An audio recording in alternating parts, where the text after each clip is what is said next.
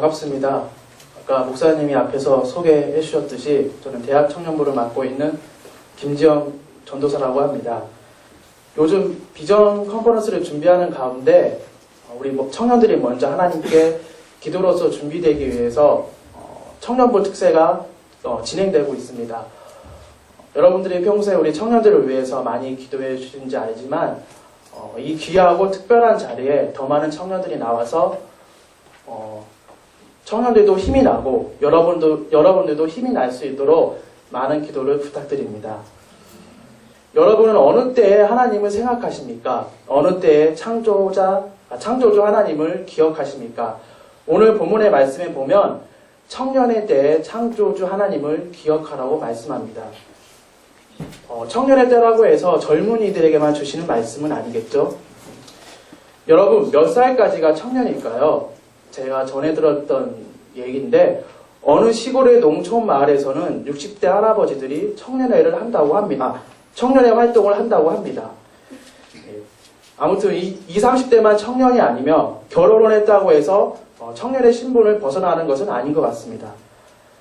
오늘 본문의 상황에서 청년의 때를 굳이 말하자면 노년의 시기가 오기 전, 그러니까 몸이 쇠약해지고 죽음의 문턱에 이르기 전까지의 시기를 말한다고 볼 수 있습니다.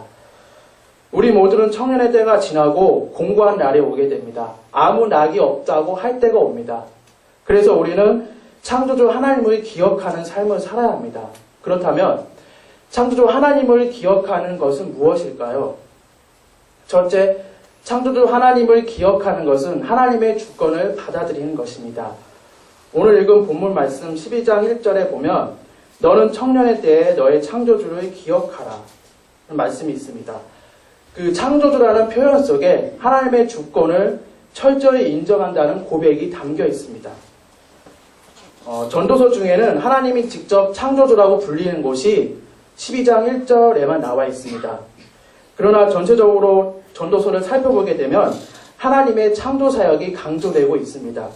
대표적으로 12장 7절과 3장 20절에서 21절의 9절을 보면 그 내용은 이와 같습니다. 하나님은 땅의 먼지로부터 인간들을 만들어내셨고 그들에게 영을 나누어 주셨는데 죽을 때 이 영은 하나님께 돌아간다고 기록되어 있습니다. 하나님이 직접 우리 한 사람 한 사람을 만드시고 그것으로 끝난 것이 아니라 그분의 영을 우리에게 주셨다는 이 말씀의 뜻이 무엇일까요? 하나님의 영을 주셨다는 것은 그분의 뜻을 알게 하시고 그분의 뜻에 따라 우리 삶을 인도하신다는 말씀입니다. 그래서 우리는 하나님께 지음 받을 때부터 하나님의 주권을 받아들이도록 만들어졌습니다. 우리의 존재 자체가 하나님의 주권을 받아들이도록 지어진 것입니다. 즉 하나님의 창조에 대한 위대함을 우리가 알게 된다면 그 창조주 하나님의 주권을 인정할 수밖에 없다는 것입니다. 그러나 우리가 삶을 살아가면서 이러한 의문을 품게 됩니다. 정말 내가 하나님의 주권 아래에 있다면 내가 고난을 받을 수 있는가? 라는 생각을 하기도 합니다. 하나님의 주권 아래에 있는데 내가 왜 고난을 당해야 되나? 이런 어떻게 보면 의문을 품게 됩니다. 그러나 우리가 하나님의 주권 아래에 있다는 것이 그 삶이 우리의 삶이 걸림돌이 없이 착착착 진행되는 것이 아니라 그런 것이 아니고 안락함만이 있다는 것도 아닙니다.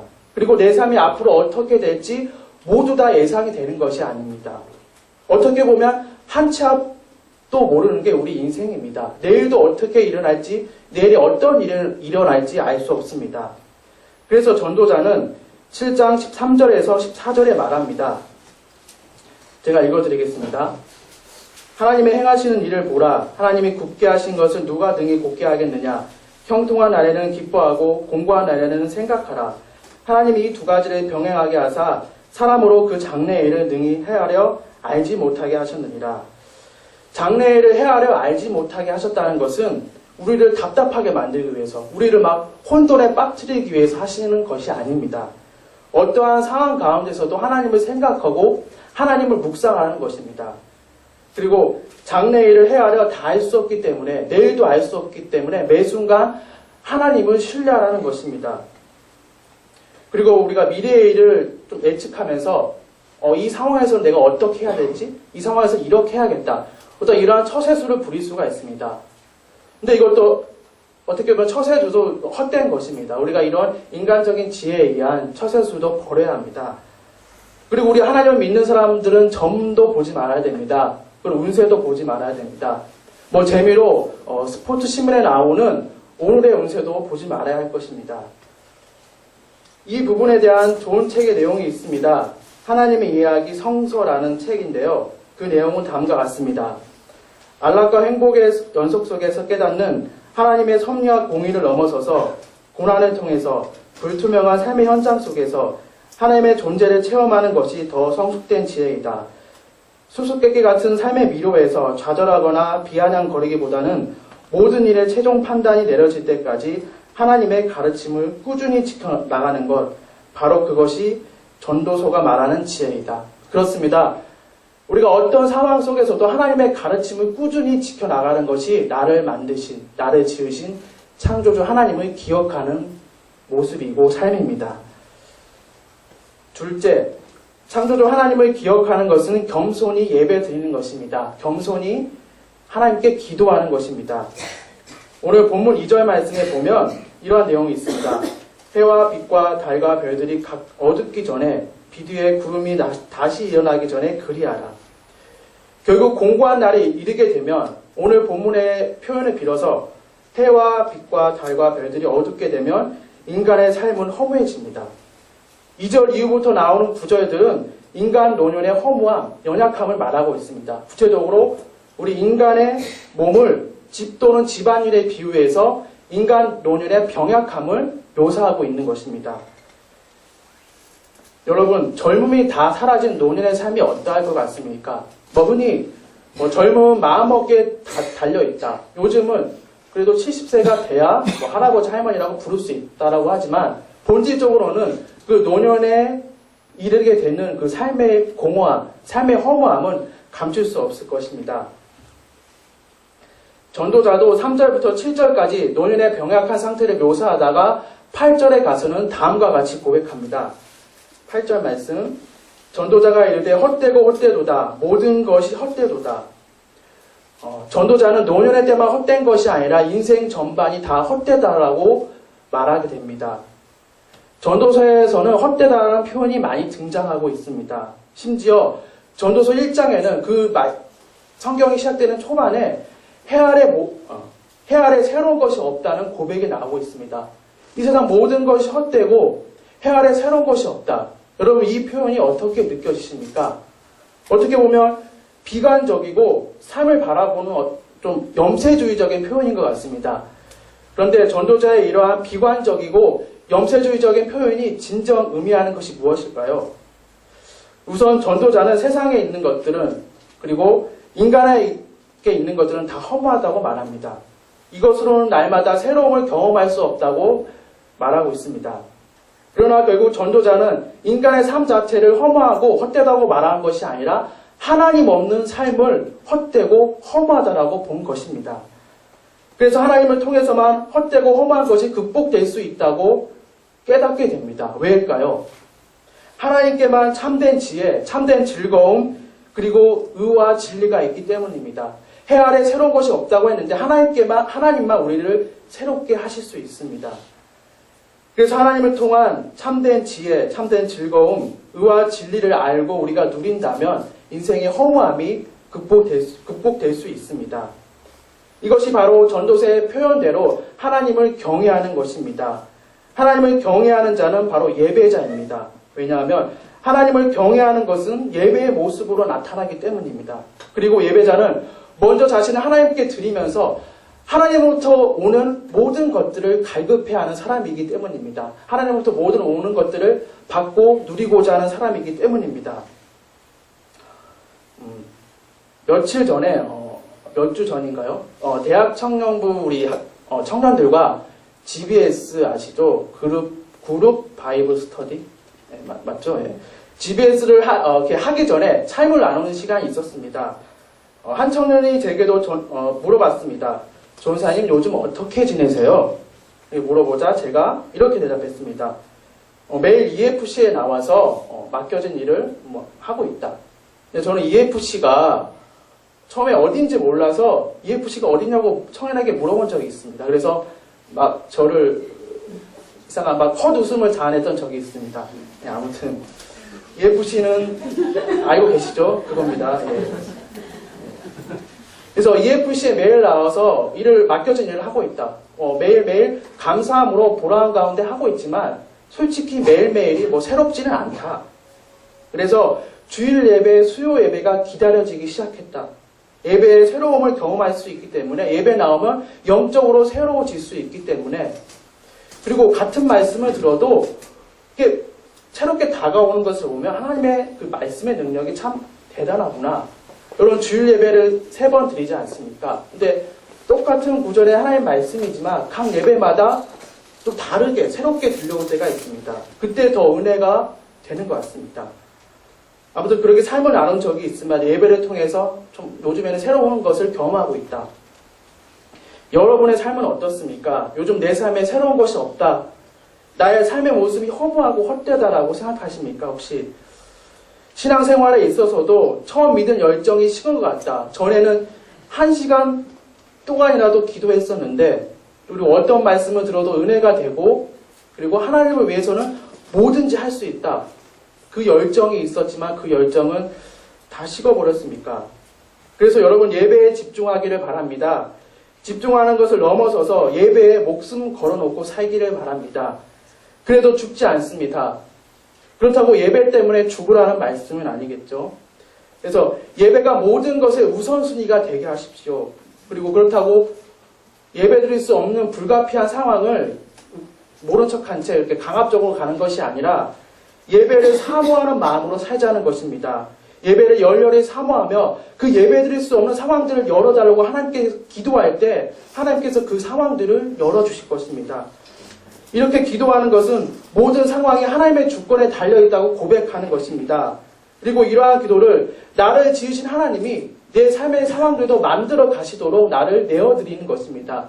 바로 이것이 나를 만드신 창조주 하나님을 기억하는 모습이고 이러한 것이 중심이 될 때 우리가 하나님을 기억하는 삶을 살 수 있습니다. 다음 기도에 대한 말씀을 더 하고자 합니다. 아까 앞에서 말했듯이 창조주 하나님을 기억하는 것은 겸손히 기도하는 것입니다. 저는 예전에 이러한 생각을 했었습니다. 주님을 처음에 만나고 이제는 믿음이 쑥쑥 성장해서 주님 앞에 당당하게 설 수 있겠지? 라는 생각을 했었습니다. 그러나 아니었습니다. 저는 모태신앙으로 이제 신앙의 연수로만 따지면 30년 정도 되었는데요. 그러나 언제부턴가 매일 드리는 기도는 주님 불쌍히 여겨주셔서 이런 기도가 중심이 되었습니다. 저는 처음에 나름 믿음이 생기고 나서 완전 거룩한 삶을 살 줄 알았습니다. 그러나 아니었습니다. 이제는 심지어 잘 모르겠고 주님 은혜로밖에 살 수 없음을 고백하는 이 고백이 기도의 중심이 되어가고 있습니다. 여러분 이것이 진정 신앙에 있어서 뭔가 회의적이고 허무한 고백일까요? 아닙니다. 하나님의 능력과 은혜가 머물게 하는 자리입니다. 기도하는 가운데 불쌍히 여겨주셔서 때론 잘 모르겠습니다. 은혜로만 이끄소서 라는 고백을 주님은 받아주셔서 매일매일 내 삶을 새롭게 하시고 또 새롭게 살아갈 힘을 주시고 맡겨진 일을 최선을 다해 감당하게 하십니다. 그래서 여러분 내 존재에 대한 무능함 또한 삶에 대한 무력감 내 존재가 없는 것 같다라고 느낄 때 두려워하지 마십시오. 그때 하나님의 존재가 더욱 커지는 것입니다. 나는 은혜 없이 살 수 없고 모르겠고 불쌍히 여겨달라는 어떻게 보면 허무한 고백을 통해 하나님의 존재는 하나님의 임재는 내 안에 더 크게 들어올 것입니다. 셋째, 창조주 하나님을 기억하는 것은 그분의 말씀을 지키는 것입니다. 우리 13절 말씀 제가 읽어드리겠습니다. 이래 결국을 다 들었으니 하나님을 경외하고 그의 명령들을 지킬지어다. 이것이 모든 사람의 본분이니라. 아멘. 이 구절이 전도서 전체의 결론입니다. 모든 지혜 문학의 주제이며 성경 전체의 가르침이라고 볼 수 있습니다. 그리고 본문 13절에서 명령은 하나님의 말씀과 말씀하심입니다. 말씀으로 온 세상 만물을 창조하신 하나님, 또 그분의 말씀으로 그분의 백성들을 인도하신 하나님, 이러한 하나님의 말씀을 지키는 것이 창조주 하나님을 기억하는 모습입니다. 그런데 14절 말씀에 보면 하나님은 모든 행위와 모든 은밀한 일을 선악간에 심판하신다고 합니다. 그래서 어떻게 보면 하나님의 명령을 지켜야 하는 것이 하나님께서 심판하시기 때문인가? 여러분 그렇습니까? 말씀을 지키는 것이 심판이 두려워서 지키는 것입니까? 우리가 하나님의 말씀을 지켜야 하는 이유는 심판이 두려워서가 아니라 하나님을 사랑하기 때문입니다. 하나님을 사랑해서 지키는 것입니다. 1월달에 주일 대학 청년부 모임에서 한 가지 특강을 한 적이 있습니다. 술, 담배에 대한 특강이었는데요.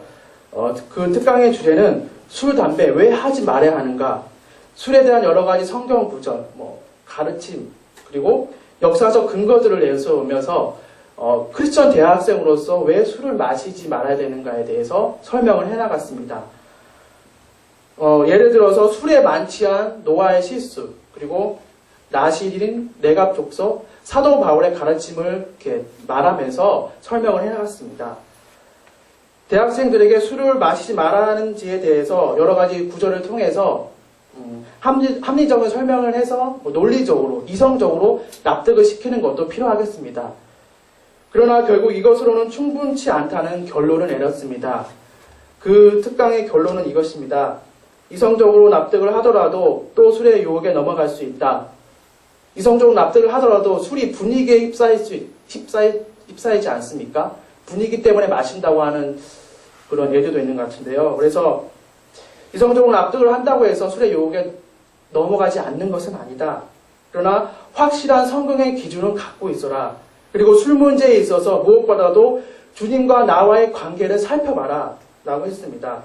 주님 앞에 내가 단독자로서 술을 마시는 이 행동이 주님을 사랑하는 행동인가, 주님을 사랑할 수 있는 행동인가를 살펴보라고 했습니다. 그리고 술을 마시는 것이 주님께 온전히 예배드리게 했느냐, 주님께 온전히 예배드릴 수 있었느냐라고 물어보라고 했습니다. 그리고 이렇게 술을 마시는 것이 계속 주님 앞에 죄책감만 만드는 행동이라면 하지 않는 것이 낫지 않느냐라고 설명을 했던 적이 있습니다. 술, 담배 이야기가 나와서 하는 말인데요. 청년의 때에는 영적인 즐거움을 추구하면서 순결하게 살아야 합니다. 세상적인 쾌락은 다음날 후회하고 또 합니다. 왜 그랬을까? 가령 어제 왜 그렇게 술을 많이 마셔서 짐승처럼 되었을까? 라고 후회하기도 합니다. 그런데 예배 드렸는데 예배 왜 드렸을까 하지 않습니다. 그때 예배 왜 드렸지? 후회하지 않습니다. 예배는 오히려 더욱더 갈망합니다. 예배에 대해서. 근데 혹시 이런 생각을 하는 청년이 있을 것 같습니다. 청년의 때 세상적인 것 누릴 것 다 누리고 나이 들어서 주님을 잘 믿으면 되지. 그러나 이것은 말도 안 되는 소리입니다. 저는 이 생각에 대해 철저히 후회하며 자신의 과거의 삶에 대해 눈물을 흘리는 제가 알고 있는 신앙의 선배의 그 고백을 들은 적이 있습니다. 그 신앙의 선배가 이렇게 말했습니다. 지용아, 주님께 열정적으로 헌신할 날들이 많지 않다. 헛된 자기 합리화로 정욕적이고 방탕한 삶을 살려는 생각을 버려야 한다. 어릴 때부터 주님 앞에 일평생 순결하게 사는 것이, 그 신앙의 선배는 이 고백을 잊지 못했습니다. 일평생 순결하게 사는 것이 그 뒤에 나온 대답이 무엇일까요? 아무튼 청년의 때에는 청년의 때부터 순결하게 살아야 합니다. 그래서 여러분, 청년의 때이든지 노년의 때이든지 말씀은 주님을 사랑하기 때문에 지키는 것입니다. 주님을 막 겁내고 내게 벌이 이렇게 날아올까봐 그래서 지키는 것이 아니라 내 인생 전반에 들려주신 하나님의 말씀에 사랑으로 응답하는 것입니다. 내가 하나님을 사랑하기 때문에 말씀을 지키는 것입니다. 신약의 말씀에서도 이것을 말씀하고 있습니다. 요한일서 2장 5절에 보면 이러한 말씀이 나와 있습니다. 우리 말씀을 함께 같이 읽어보겠습니다. 요한일서 2장 5절.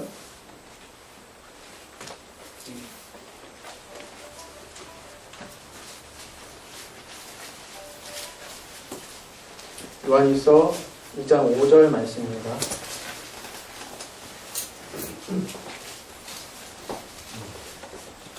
같이 읽겠습니다. 누구든지 그 말씀을 지키는 자는 하나님의 사랑이 참으로 그 속에서 온전케 되었나니 이로써 우리가 저 안에 있는 줄을 아노라. 아멘. 하나님의 말씀을 지키는 자는 하나님의 사랑이 참으로 그 속에서 온전케 된다고 말씀을 분명하게 말씀하고 있습니다. 그래서 여러분, 나를 지으신 창조주 하나님, 그분의 말씀을 지킵시다. 이것이 그분을 매일 기억하는 삶이며 창조주 하나님에 대한 그 말씀에 대한 그 사랑의 응답인 것입니다. 이제 말씀을 마치려고 합니다. 구약학의 대가 김영진 교수의 주석 시리즈 전도사라는 책에 보면 이러한 내용이 나옵니다. 지고에 가치 있는 삶은 하나님을 경외하고 그분의 명령대로 사는 것이며 이것이 인간의 본분이다. 전도서는 하나님 없는 이기적인 욕망을 추구하면서 일상의 향유에 몰입하고 방황하며 심신이 피곤한 우리에게 구원의 메시지로 다가온다. 여러분, 삶의 무게에 눌려 심신이 피곤하십니까? 일이 잘 되어 가더라도 안 되면 삶의 회의를 느끼고 낙심하려고 하십니까? 내가 내 삶을 살려고 하다가 이게 무엇인가? 라고 허무해집니까? 근데 아직까지 이러지 않지만 그렇게 될까봐 두려워하십니까? 그럴 때 해 아래서만 내 삶을 바라보는, 우리의 삶을 바라보는 관점을 버리기를 바랍니다. 해 위에, 하늘에 온 세상 만물을 창조하시고 나를 만드시고 그분의 뜻에 따라, 그분의 주권에 따라 나의 삶을 인도하시는 창조주 하나님이 계심을 기억하기 바랍니다. 그리고 말씀 가운데 주권적으로 역사하시는 하나님을 인정하기를 바랍니다. 마지막으로 이것을 말하고 말씀을 마치겠습니다. 여러분, 이것을 기억하시기 바랍니다. 나를 만드신 창조주 하나님이 예수님으로 오셔서 십자가 구원의 길을 여신 이 은혜에 감사하길 바랍니다. 또한 성령으로서 우리를 변화시키시고 우리 삶을 돌보시고 우리 삶을 위로하시는 그 하나님의 주권을, 그 주권적 섭리를 인정하면서 또한 이것에 순종함으로 응답하는 우리 모두가 되기를 간절히 기도합니다. 시간 기도하겠습니다.